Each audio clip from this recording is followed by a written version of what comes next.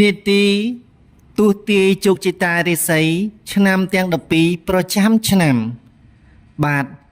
ខ្ញុំបាទលោកគ្រូវិជ័យហោរាកម្មាបន្ទប់សុខឧត្តមសូមអោនកាយគោរពសម្ដេចទ្រង់ឯកឧត្តមអ្នកអុកញ៉ាលោកអុកញ៉ាលោកជំទាវលោកស្រីនាងកញ្ញាជាពិសេសពុកម៉ែអ៊ំពូមីងបងប្អូនយូរអវ័យជាទីមេត្រីនិងជាទីរាប់អានជាទីស្នេហាបាទនីតិទូទាយជោគជតារិស័យប្រចាំឆ្នាំទាំង12បានវិលខ្លួនចូលមកជួបអស់លោកនាងកញ្ញាសាជាថ្មីម្ដងទៀតមុននឹងឆ្នាំ2023ជំរាបលាអស់លោកនាងកញ្ញាបាទដោយសារសំណុំពរដ៏ទទូចអន្ទះសារបស់អស់លោកនាងកញ្ញាជាពិសេសកូនសិស្សកូនគុណមួយចំនួនដែលបានស្គាល់ខ្ញុំលោកគ្រូពិជ័យហោរាកម្មាមតិបបានសំណុំពរមកកាន់កម្មវិធីរបស់យើងដែលកន្លងមកកម្មវិធីរបស់យើងបានអវត្តមានចំនួនជាង3ខែដោយសារមានបញ្ហាផ្ទាល់ខ្លួនបាទដូច្នេះកម្មវិធីយើងក៏ត្រូវសម្រាកមួយរយៈយ៉ាងធំបាទឥឡូវនេះដោយសារតែក្តីនឹករលឹករួមផ្សំទាំងចិត្តអន្ទះសាចង់ជួបអស់លោកនាងកញ្ញាពិសេសពុកម៉ែអ៊ំពូមីងបងប្អូនបានសំណុំពរហើយសំណុំពរទៀតមកកាន់នីតិរបស់យើងឲ្យខ្ញុំលោកគ្រូពិជ័យហោរាកម្មាមតិបសុខឧត្តមជម្រាបអំពីបញ្ហារបស់អស់លោកនាងកញ្ញាថាតើឆ្នាំទាំង12មានដំណើរការយ៉ាងណាមានជោគវាសនាជោគជតារិស័យសំណាងនិងព្រំលិខិតកំណត់មកយ៉ាងដូចម្ដេចដូច្នេះអស់លោកនាងកញ្ញាបានសំណុំពរយ៉ាងទទូចអន្ទះសាតាមរយៈ Telegram Messenger មកកាន់កម្មវិធីរបស់យើងបាទនៅពេលនេះខ្ញុំលោកគ្រូពិជ័យហោរាកម្មាមតិបសូមជម្រាបអំពីឆ្នាំជូតជាបឋមជាមុនសិនបាទដោយក្នុងនោះជម្រាបជូនអំពីលក្ខណៈឆ្នាំជូតចិត្តនឹងដាច់នៅក្នុងឆ្នាំ2023កន្លងមកនេះបាទហើយនឹងជម្រាបជូនអំពីលក្ខណៈគុណសម្បត្តិគុណវិបត្តិរបស់បរោះឬមួយក៏នារីបាទស្ត្រីដែលកើតឆ្នាំជូតរួចហើយនឹងជម្រាបជូនអំពីបញ្ហារបស់អស់លោកនាងកញ្ញាបាទនៅពេលបន្តិចទៀតឆ្នាំ2024ខាងមុខនឹងជិតឈានចូលមកដល់ថាតើដំណើរវាសនារបស់អស់លោកនាងកញ្ញាយ៉ាងណាដូច្នេះសូមអញ្ជើញបាទយាងអញ្ជើញសម្ដេចទ្រង់ឯកឧត្តមអ្នកអុកញ៉ាលោកជំទាវលោកស្រីនាងកញ្ញាពុកម៉ែអ៊ំពូមីងបងប្អូនពិសេសបងប្អូនយុវវ័យទទួលសន្តាប់ស្ដាប់ដូចតទៅឆ្នាំជូតសម្រាប់អស់លោកនាងកញ្ញាដែលកើតឆ្នាំជូតពងទេវតាប្រុសនាមជាសត្វកណ្ដុរធាតុទឹកបាទមនុស្សប្រុសស្រីណាដែលកើតឆ្នាំជូតគឺជាមនុស្សចូលចិត្តនិយាយស្ដីដាច់ខាតមិនសូវញញឹមញញែមធ្វើអ្វីមួយរមែងតាមតែចិត្តឯងដែលយល់ឃើញថាជាធំបាទពុំសូវចូលចិត្តស្ដាប់ហេតុផលរបស់អ្នកដទៃទេម្យ៉ាងវិញទៀតជួនកាលមានការជជែករឹងរូសជាមួយមនុស្សដែលមានបុណ្យស័ក្តិធំជាងខ្លួនទៀតផងឆ្នាំជូតបើជាបរោះចូលចិត្តដើរឆ្ងាយពីស្រុកកំណើតមិនតែប៉ុណ្ណោះច្រើនភពប្រសពចងស្ពានរួមមេត្រីជាមួយស្ត្រីមេម៉ាយទៅវិញបើទោះបីខ្លួនជាពងទេវតាប្រុសក៏ដោយតែភាគច្រើនបរោះច្រើនតែមានការខ្លាចរអាប្រពន្ធជាមនុស្សអភ័ព្វជាមួយសាច់ញាតិបង្កើតពឹងពាក់ពុំអ្នកអាស្រ័យពុំសូវបានតែប្រសិនបើជាមួយអ្នកដទៃច្រើនមាននិស្ស័យល្អអាចយកជាការបានធ្វើអ្វីមួយច្រើនតែមួយភ្លើងចម្បើងរួចស្ងប់ទៅវិញតែជួនកាលមនុស្សដែលកើតឆ្នាំនេះក៏ក្លាហានពុះពីឧបសគ្គមិនរញរាប៉ុន្មានដែរជាមនុស្សចូលចិត្តជួយធ្វើបុណ្យជួយយកអាសាអ្នកដទៃពេលមានទុក្ខលំបាកដូច្នេះហើយបានជាមនុស្សនេះក៏សម្បូរអ្នករាប់អានច្រើនបាទរួមផ្សំជាមួយនឹងសម្ដីដែលមិនបានគិតមុខគិតក្រោយផងនោះជួនកាលអាចក៏មានបញ្ហាបាទមានមិត្តក៏ច្រើនមានសត្រូវក៏ច្រើនប៉ុន្តែជារួមនិយាយស្ដីទៅកាន់អ្នកណាមួយច្រើនតែមានគេចូលចិត្តស្ដាប់ចូលចិត្តសន្សំវិជ្ជាបើធ្វើជាមន្ត្រីរាជការច្រើនឆាប់បានឡើងបុណ្យស័ក្តិហើយក៏សម្បូរមិត្តភ័ក្តិរួមអាជីពអបអរសាទរនិងមានចិត្តគោរពរាប់អានច្រើនបាទឆ្នាំជូតកន្លងមកនេះឆ្នាំជូតច្រើនតែជួបប្រទះ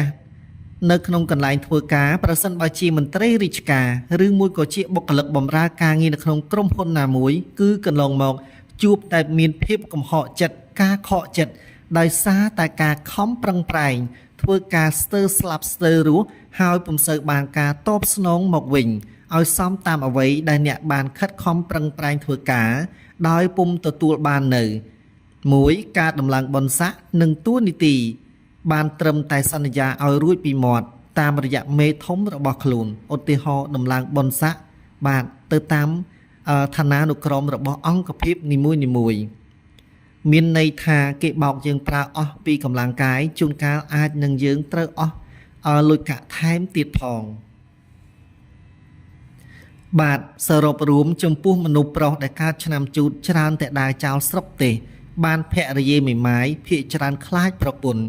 បាទឥឡូវនេះអស់លោកនាងកញ្ញាដែលកើតឆ្នាំជូតបាទមានសេចក្តីអំណរសាទរយ៉ាងណាបាទមានការនឹកឃើញថាតើឆ្នាំ2024ដំណើរវាសនារបស់អស់លោកនាងកញ្ញាមានជោគជតារិស័យហុងស៊ុយយ៉ាងណានោះសូមអញ្ជើញទទួលសន្តាប់ជាងសន្តាប់ស្ដាប់តាមការបកស្រាយរបស់ខ្ញុំលោកគ្រូពិជ័យហោរាកម្មាមិត្តនាឱកាសឆ្នាំថ្មីឈានជិតចូលមកដល់ថាតើអស់លោកនាងទទួលបានអ្វីខ្លះដូច្នេះសូមអញ្ជើញសន្តាប់ស្ដាប់ដូចតទៅបាទសម្រាប់ឆ្នាំ2024នេះឆ្នាំជូតមានរាសីនិងវាសនាសំណាងអាចទទួលយកបានដោយឆ្នាំជូតមានឆ្នាំរងជាអ្នកជួយយកអាសា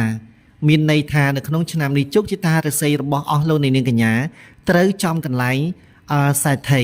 ដូច្នេះសូមកុំអស់សង្ឃឹមបាទត្រូវតែមានក្តីសង្ឃឹមមុតមមប៉ុន្តែសូមកុំមានអំនួតមានមោទនភាពចំពោះខ្លួនឯងខ្លាំងពេកដោយពាក្យចាស់បុរាណពោលថាកាលណាមានអំនួតខ្លាំងពេកច្រើនតែបាក់អំនួតបាទបើទោះបីជាឆ្នាំនេះ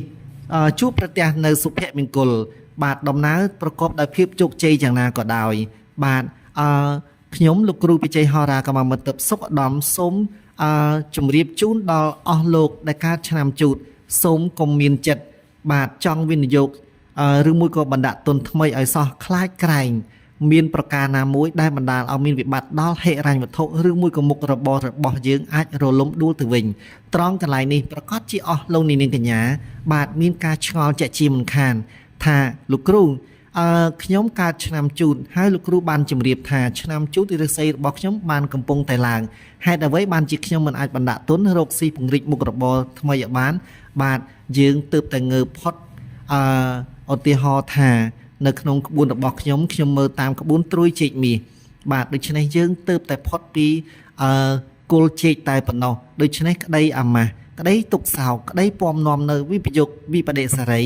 កំពុងតែពំនាំអមតាមជាប់ស្ទប់ដំណើររបស់យើងបាទបើទោះបីជាងើបផុតយ៉ាងណាក៏ដោយក៏នៅតែមានគេចេះទឹកមកខ្ទាតប្រឡាក់យើងដែរដូច្នេះចូលចងចាំថា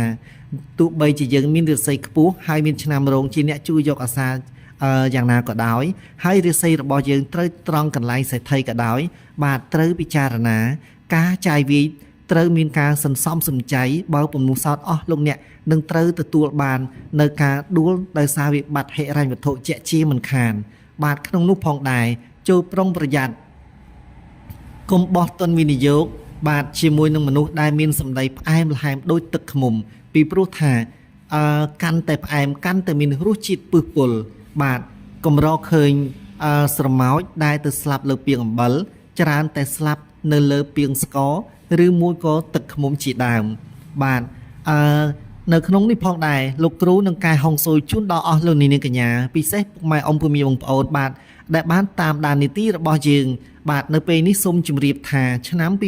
2024នៅក្នុងខែកុម្ភៈសប្តាហ៍ទី3បាទអស់លោកនាងកញ្ញានឹងមានរាសីខ្ពង់ខ្ពស់ជាក់ជាមិនខានហើយទិសដែលអស់លោកនាងកញ្ញាអញ្ជើញបាទទទួលបាននៅចំណាប់អារម្មណ៍ហុងស៊ុយរបស់ខ្លួននោះបាទគឺនៅទិសខាងកើតបាទដូច្នេះមុននឹងធ្វើដំណើរទៅកាន់ទីកន្លែងណាគឺត្រូវសម្លឹងមើលហើយបោះជំហានឈានឆ្ពោះទៅទិសខាងកើតចំនួន9ជំហាននោះអស់លោកអ្នកនឹងទទួលបានរាសីល្អបាទខ្ពង់ខ្ពស់ជាក់ជាមិនខានបាទជម្រាបហើយជម្រាបទៀតនៅក្នុងសប្តាហ៍ទី3បាទនៅក្នុងខែកុម្ភៈសូមអញ្ជើញធ្វើដំណើរឆ្ពោះទៅទិសខាងកើតបាទបើទោះបីជាយើងធ្វើដំណើរទៅទីកន្លែងណាក៏ដោយបាទជាបឋមនៅពេលយើងងើបពីសម្រានភ្លាមត្រូវបោះជំហានទៅទិសខាងកើតចំនួន9ជំហានហើយថ្ងៃដែលអស់លោកអ្នកត្រូវទទួលបាននៅជោគជ័យលាភសក្ការៈគឺនៅក្នុងថ្ងៃសុក្របាទ នេះលោកគ្រូសូមជម្រាបនៅក្នុងថ្ងៃសុក្រវេលាម៉ោង 9 បាទគឺជាទិស